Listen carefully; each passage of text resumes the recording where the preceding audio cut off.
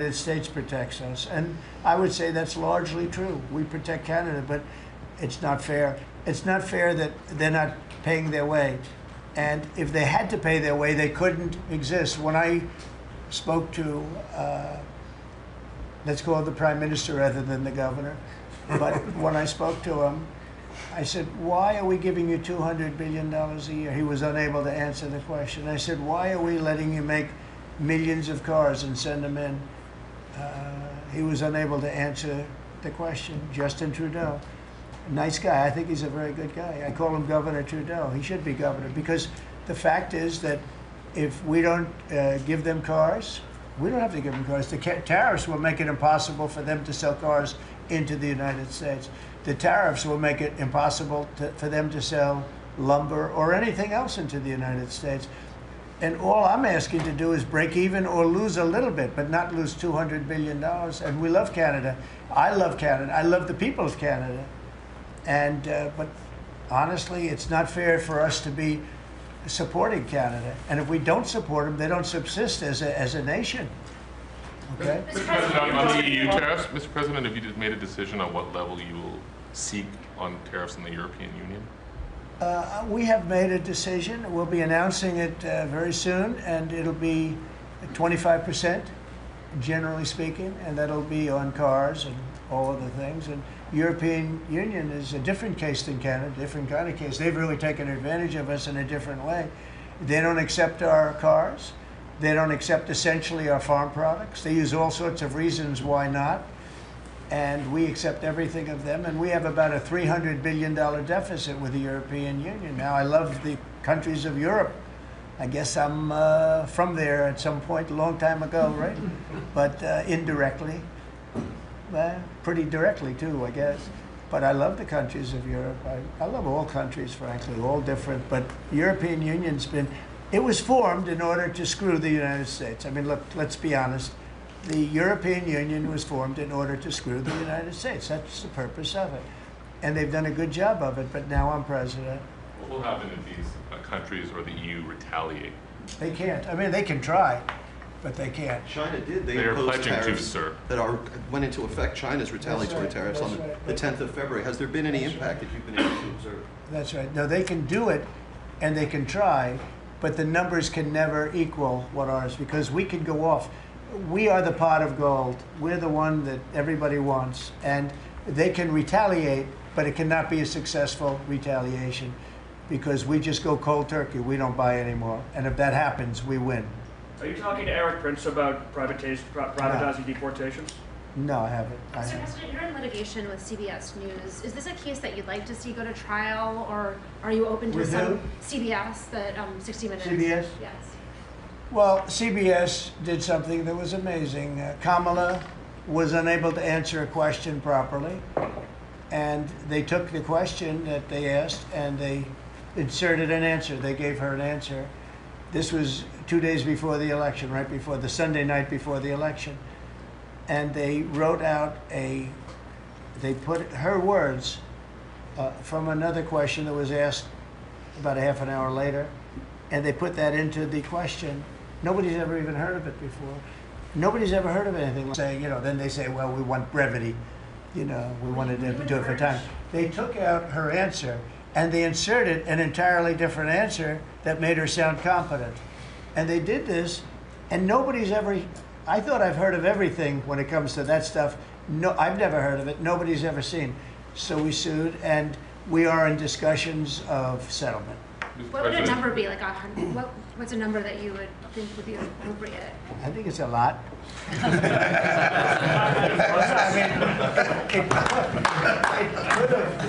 It probably did affect the election. I mean, we won by a lot. As I said, too big to rig. But it probably did affect the election. Probably could have won by more, but I could have lost the election because of that. We have to get to honest elections. We have to go back to paper ballots. We have to go back to voter ID. One-day election, ideally, or a short term, not these 48-day and 61-day elections where boxes are put in a room and, let's move the boxes because we're putting in a new air conditioning system. And you see the boxes move, and then you say, well, where are all the boxes? What happened to the boxes that never came back? Now, our elections are extremely dishonest. We're the only country in the world that has mail-in voting and all of these different things that we put in. No other country in the world has it. You know, France went to, they had some of the things that we had, and they went to same-day voting, all paper. And you know, paper is very sophisticated now. It's a very sophisticated form of voting right now. It's a very safe form of voting. You know, the other things for the governors, I wish the governors would do it, because the paper ballots will cost 9% of the machines, and they're 100%. You know, nothing's foolproof, but they're as close as you get. So we'll see what happens. But on the 60-minute thing, nobody's ever seen anything like it. And would you link the FCC action to the litigation? I mean, does it make sense? I don't think it's linked, but probably the lawyers look at it, you know, because I know it's going along. FCC is headed by a very competent person, and you have some very competent people on the board, and so I think they're looking at it very seriously. Sir, Yeah. of all the deals that you've done in your life, all the people you've sat across from and negotiated with, is President Putin distinct in any way? He's a very smart guy. He's a very cunning person, but I've dealt with some people I've dealt with some really bad people. But I will tell you, as far as this is concerned, you have to understand, he had no intention, in my opinion, of settling this war. I think he wanted the whole thing. When I got elected, we spoke, and I think we're going to have a deal. I can't guarantee that. You know, a deal is a deal. Lots of crazy things happen in deals, right? But I think we're going to have a deal. If I didn't get elected, I believe he would have just continued to go through Ukraine, and over a period of time, a lot of people would have been killed, would have lasted for a period of time. And the reason that Ukraine, and I have great respect for the Ukraine as fighters, they're great fighters, but without our equipment, that war would have been over, like people said, in a very short period of time. Is there a time? And if you remember, I gave the javelins, and the javelins are the things that knocked out those tanks right at the beginning of the war. They said that Obama at the time gave sheets and Trump gave javelins. Well, I was the one that did that, but I want to see it come to an end. Will he have to make concessions, President Putin? Yeah, he will. He's going to have to. And I believe that because we got elected, that war will come to an end. And I also believe if we didn't get elected, if this administration didn't win the election by a lot, that war would go on for a long time, and he would want to take the whole thing. The big question I had is, does he want to take the whole thing? But the reason, and the Ukrainians are good fighters, I have to say, but without the equipment, without our equipment, we have the best equipment in the world. We have the best military equipment in the world. Without our equipment, that would have been over very quickly. What concessions would you like to see? What concessions would you like to see? Oh, I don't want to tell right now, but I can tell you that NATO you can forget about. I think that's probably the reason the whole thing started. And I think, JD, we can say that. Do you have a statement on that? You've been very much involved. I gave him the beauty. Great. Maybe the hardest question, Concessions from sir. Russia. I mean, look, as the president said, we're not going to do the negotiation in public with the American media. He's going to do it in private with the president of Russia, with the president of Ukraine, and with other leaders. And I think that's how this has to go. I think I just want to push back against some of the criticism I've seen of the administration on this, because every single time the president engages in diplomacy, push back against some of the criticism I've seen of the administration on this, because every single time the president engages in diplomacy, you guys preemptively accuse him of conceding to Russia. He hasn't conceded anything to anyone. He's doing the job of a diplomat, and he is, of course, the diplomat in chief as the president of the United States. Is being worked out right now, and we're going to be very careful. Will there be restrictions on, for instance, can Chinese nationals get No, one? we're Can not gonna Iranian restrict- nationals We're get one? probably not going to be restricting too much in terms of countries, but maybe in terms of individuals. We want to make sure we have people that love our country and are capable of loving the country. Is there a There's process a measles outbreak in Texas at the moment in which a child is reported to have died.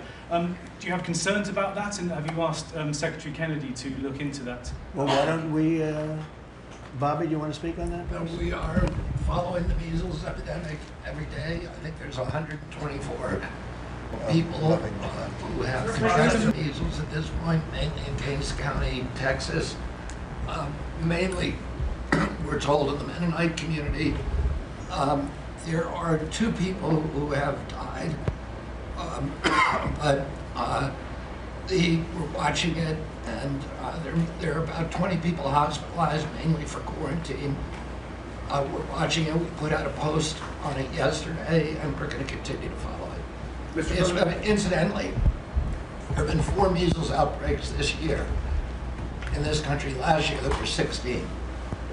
So it's not unusual. We have measles outbreaks every year. You sound a little under the weather yourself right now. Are you all right? I have a permanently bad throat. The coughing. Mr. President, would you send U.S. peacekeepers to support the European peacekeepers? Would you do any sort of U.S. No, we're going to support Europe, yeah. And how would we do We're that? very How would the friendly United with States Europe. do We that? have a great relationship with Europe. I mean, you could ask, you could talk about France, you could talk about any of them. I mean, we have a great relationship with Europe. But how will the United States do that? Would there be boots on? I mean, you're asking me a question, what are we doing in the field? Let's worry, I hope we have that problem where we can worry about peacekeeping. We got to get there first, but I hope we have the problem of worrying about peacekeeping. That'll be the easiest problem, I think, JD, that we've ever had. That would be part of the deal, presumably, that the Ukrainians would We'll want. do it at the time, but peacekeeping is very easy. It's making the deal that's very tough. And again, nobody was speaking to Russia at all. And, probably 1.5 million soldiers have been killed, close to 1.5 million soldiers, not to mention a tremendous... All right, so listen up. State Farm. With that horrible war that should have never started, would have never started if I were president. And it didn't start for 4 years, and it was not even thought about starting. But the thing with that war is that you're highly underestimating the number of people that have been killed. Far more people have been killed in that war than you talk about. You like to talk about numbers like 1 million people. Well, they had much more than 1 million soldiers killed. But you have a lot of cities that have been knocked to the ground. They're demolition sites, literally demolition sites. Every single building is knocked to the ground. And a lot of people were killed in those buildings. And you'll hear a report, 2 people were minorly injured or just injured a little bit.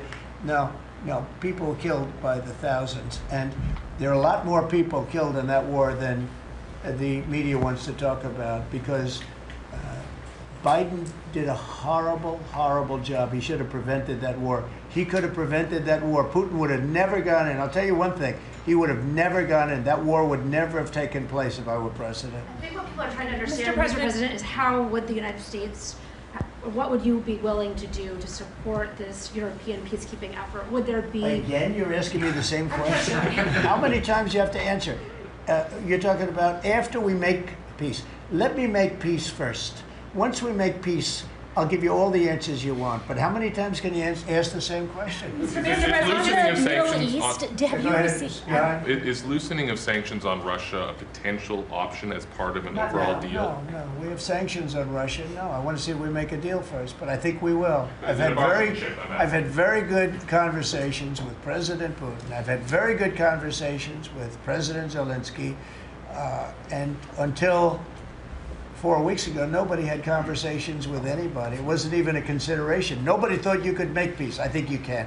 but if Mr. If President, Putin gets to just to keep bring this- the land that was claimed by force, if the Russians get to keep the territory that they claim by force, doesn't that send a dangerous message, let's say, to China about Oh, okay. Taiwan? You try and take it away, right? We're gonna do the best we can. We're gonna do the best we can to make the best deal we can for both sides. But for Ukraine, we're gonna try very hard to make a good deal so that they can get as much back as possible.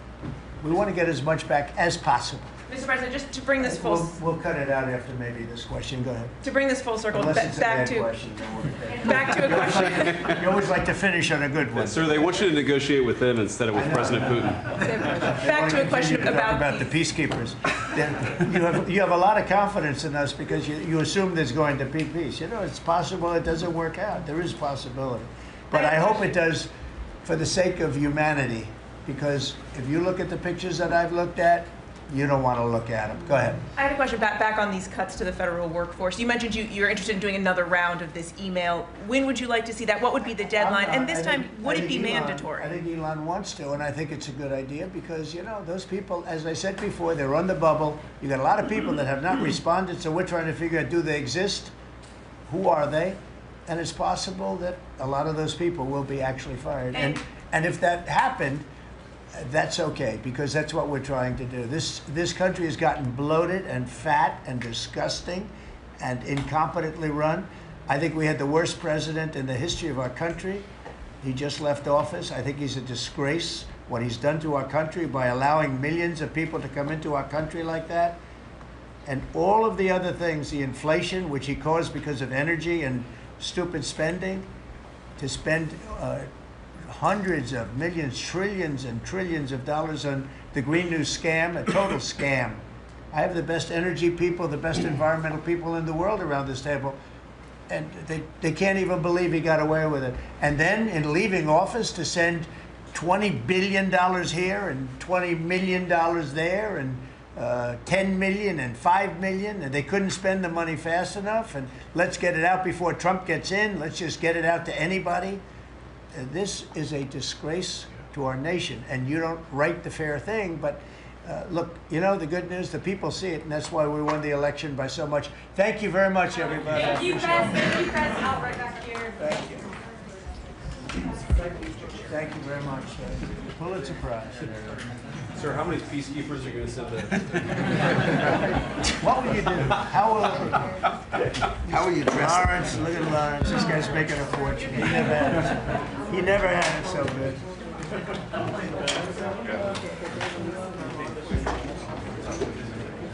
Lawrence, say we did a great job, please. Okay?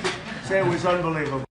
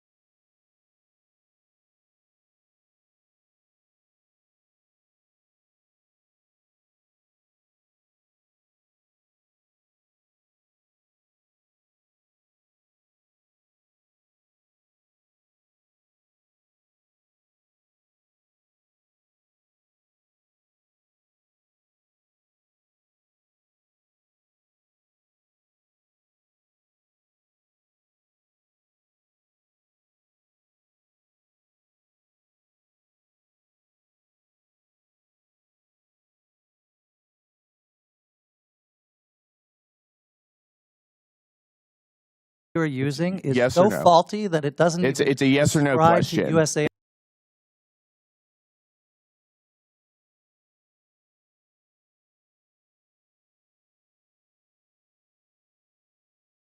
reflection of American values abroad. Is It's that a yes or data no coming question. from Doge? Is that a yes or a no? What I want to understand This is the a data yes or coming no from question. Doge? Because they counted the same I'll take that USAID as- program you're, 3 You're not going to times. filibuster. We're reclaiming my time here. We'll go to another one. How about $1.5 million to promote job opportunities for LGBTQ individuals in Serbia? Is that a reflection of American values? Providing job opportunities for allies around the world is absolutely in the interest of the American people.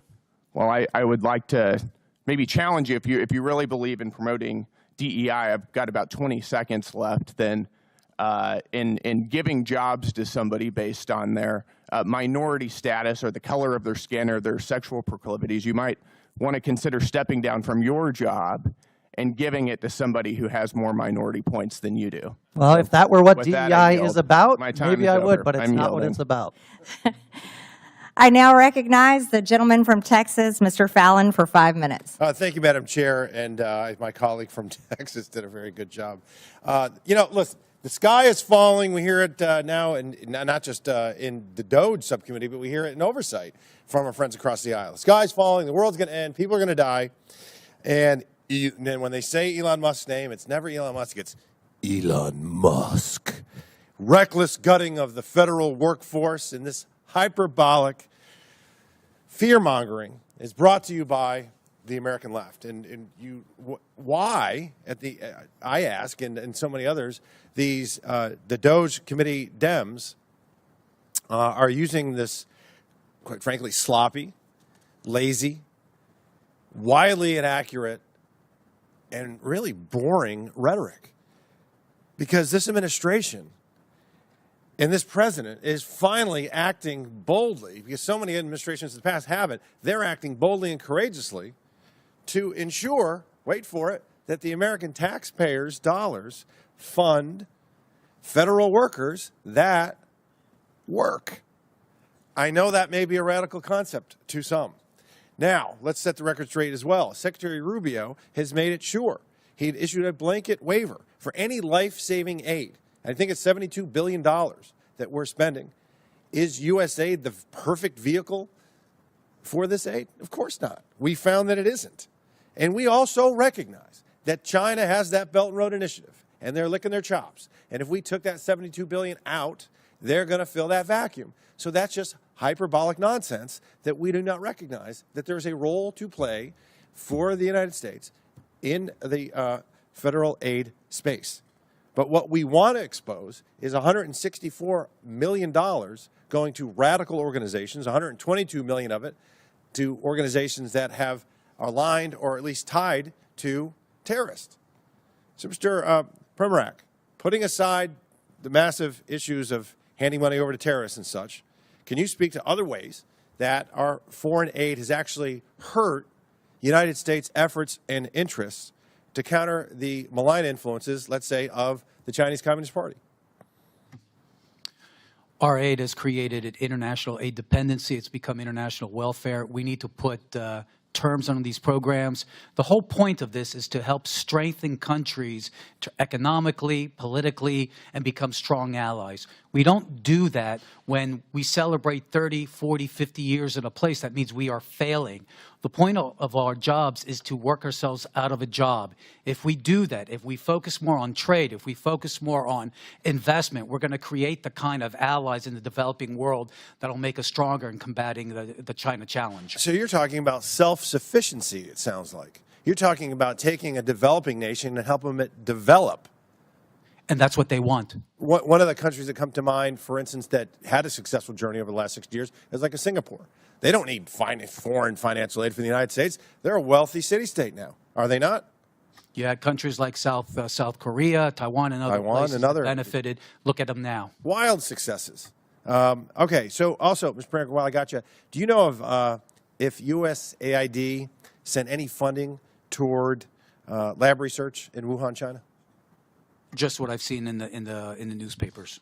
Yeah, clearly we shouldn't be sending our foreign aid to China when they're our greatest adversary. Mr. Ungar, thank you for being here.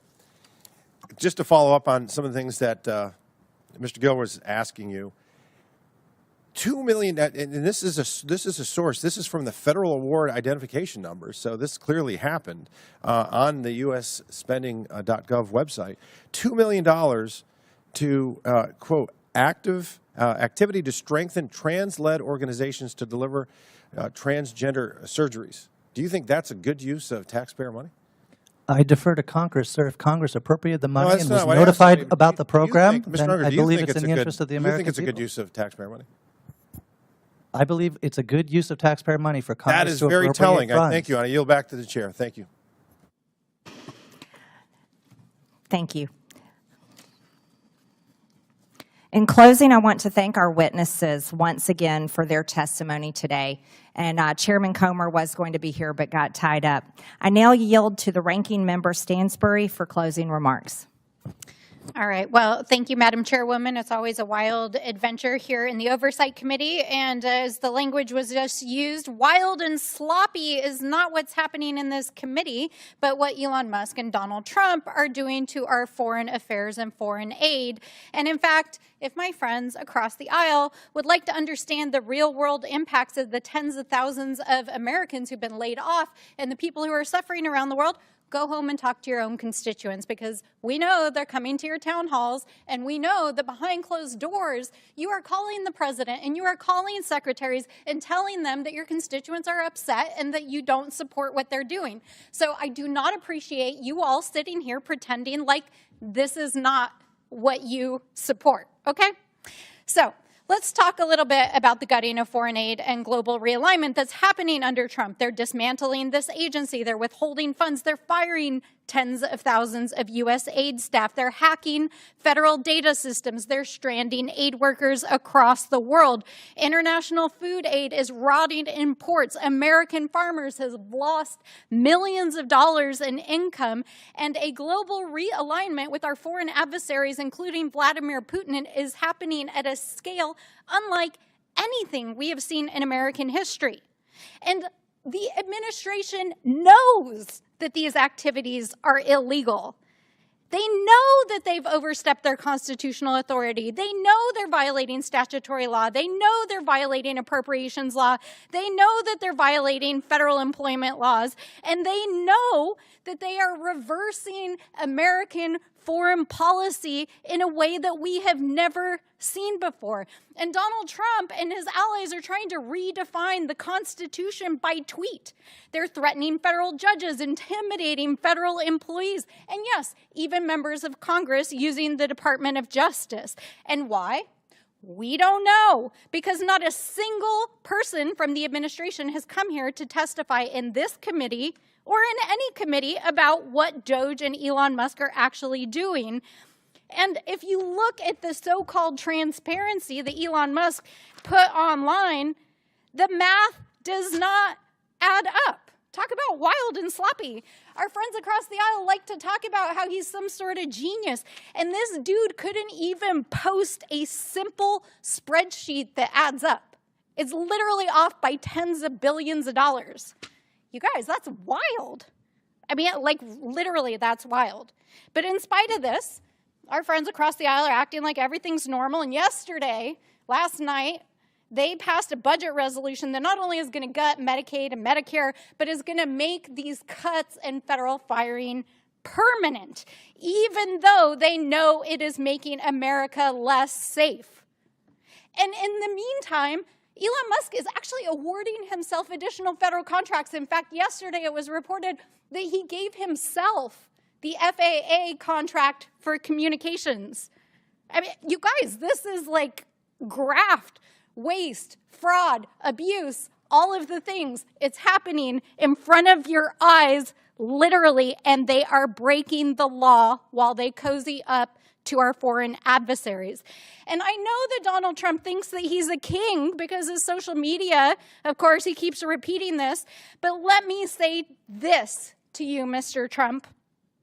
250 years ago, the people of this great nation rejected a reckless, abusive king, and we won't go back. And for the thousands of federal workers out there, the aid workers, the advocates, and the people around the world who are impacted by these reckless and heartless and harmful and disgusting cuts that are impacting people across the world, know that we see you. We stand with you. We are fighting for you. We are in the courts. We are in Congress. We are in our communities, and we will hold this administration accountable.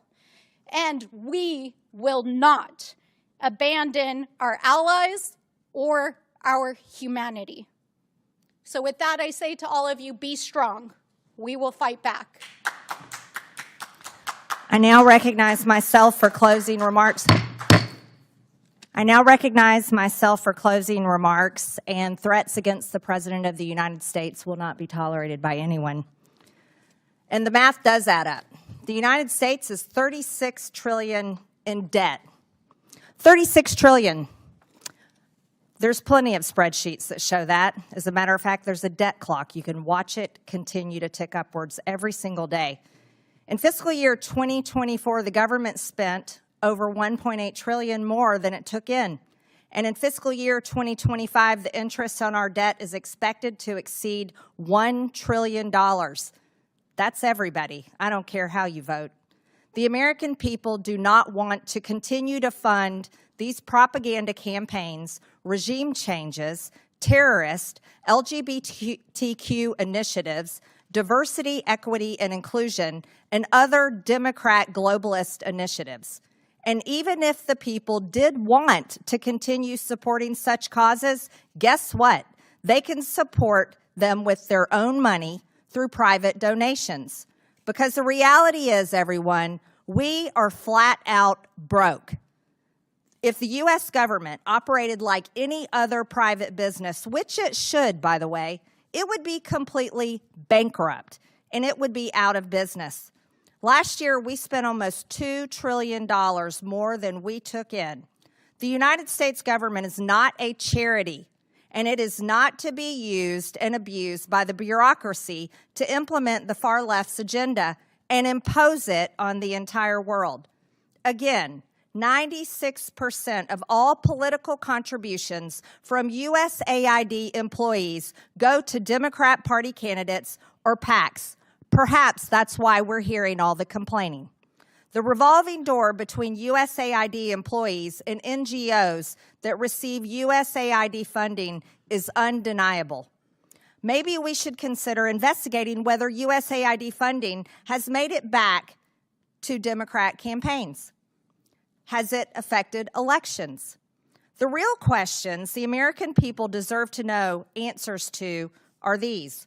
Why are we funding 9 out of 10 news outlets in Ukraine? Why was former USAID Administrator Samantha Power visiting Hungary for the purpose of strengthening democratic institutions when Hungary is a country that is strongly democratic and members of the EU and NATO? Why was USAID co-funding joint programs with George Soros' Open Society to promote radical social agendas throughout the developing world? Why is USAID involved in the canceling of elections in Romania? Why is USAID involved in funding court changes in Albania that resulted in the prosecution of the Albanian opposition leader?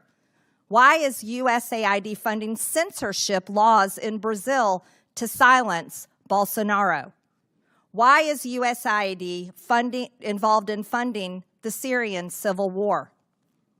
What we have learned here today is that USAID has been used as a tool by Democrats to brainwash the world with globalist propaganda to force regime changes around the world. But if USAID funded terrorism that resulted in the death of Americans, then this committee will be making criminal referrals. Lastly, if this is the funding that has come from the USAID, the United States Agency for International Development needs to be abolished.